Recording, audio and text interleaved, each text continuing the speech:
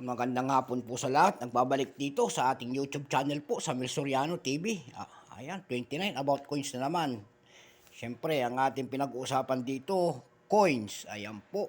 Magandang hapon po sa lahat ng kolektor, Luzon, Visayas, Mindanao, kung saan kayong panig ng mundo po. Lalong-lalo na yung mga nakasubscribe dito sa aking YouTube channel po at saka doon sa aking FB page po. Maraming salamat po. Meron naman tayong pag-uusapang barya, foreign coins po, nandyan sa ating harapan. Ayan po. Maraming salamat po sa mga nakapag-subscribe dito sa aking channel po. At doon pa man po sa mga nanonood pa na hindi pa nakapag-subscribe, pakipindot po ang share button. Ayan po.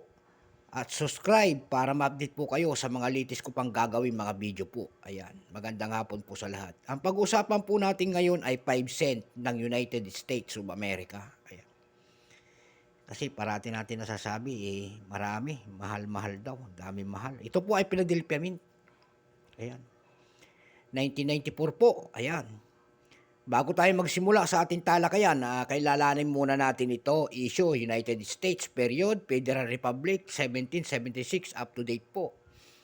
Type, standard circulation coins po, years, 1938 hanggang 2003. Value, 5 cent.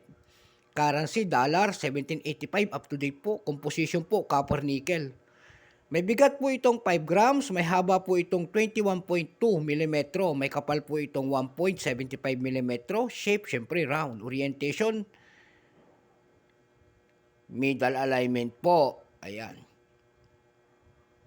Number, N-44. Reference number, KM-192. 5 cent po,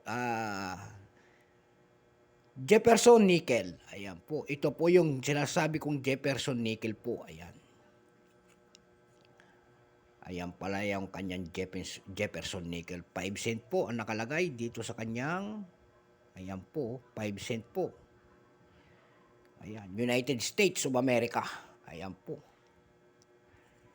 Kaya wala tayong nakikitang gaanong vlogger na nagbablog ng mga ganitong world coins, foreign coins po. Kasi napakarami nitong variety. Ito pong 1994 po, 4 ang variety nito. Ayan po. 4 ang inilabas na barya nito, iba-ibang bansa, iba-ibang ano. Meron din Vermont dito po. Ayan, Philadelphia Mint. Excuse me po. Philadelphia Mint Proof po. Excuse. At saka San Francisco Proof. Ayan, may din Vermont, Philadelphia Mint, Philadelphia Proof, San Francisco Proof. Ayan, 4 po na variety. Dumako naman tayo doon sa ating Denver Mint, 12% po. Ayan. Itong ganito. Denver Mint muna tayo doon sa 12%. Ang ginawa po na mintage noon ay 715 million. 762,110 peraso po. Ayan. Ganyan siya karami. Pero mayroon siya selling price doon sa ating numista. Yung kanya extra fine ay 5 pesos. Yung almost uncirculated po nito ay 21 pesos. Dumako naman tayo doon sa 1994 Philadelphia Mint na 14%. Ayan po. Doon naman sa 14% naman noon ay may ginawa po ang mintage po noon kung ilang pirasong ginawa ng United States. Yan po ay 722,160,000 piraso po. Ayan. Napakarami mga barya. Dumako na naman tayo doon sa 1994 po. Philadelphia Mint Proof. Kung tawagin niya, proof naman yun. May 0.6%. Ayan po. Ang kanyang mintage po ay 167,728 piraso po. Ayan. Ang kanyang may presyo, may selling price yun. Itong proof, proof ng Philadelphia. Yung kanyang verified 21, yung almost uncirculated po nito ay nagkakahalaga ng 3,200 po. Ayan. Para maliwanagan tayo kung gaano kaganda ang proof na yon. Philadelphia Mint proof po, yung 0.6%. Mayroon naman tayo 1994 kung tawagin nila rito ay San Francisco Mint proof. Ayan. Mayroon naman percentage noon na 1.7%. Ayan po. Ang ginawa po mintage noon kung ilang piraso ay 3,269,923 piraso po. Ayan. Napakaraming halaga. Napakaraming barya. May presyo po na selling price doon. Ang uncirculated po noon ay 130 pesos. Ayan. Maliwanag po yung ating ginawa rito sa Jefferson Nickel na ito. Napakarami pala to. Napakahirap mag-discuss mga ganito. Napakaraming variety. Ayan po. Kaya mahirap ilalaan mo ang iyong oras. Ayan po.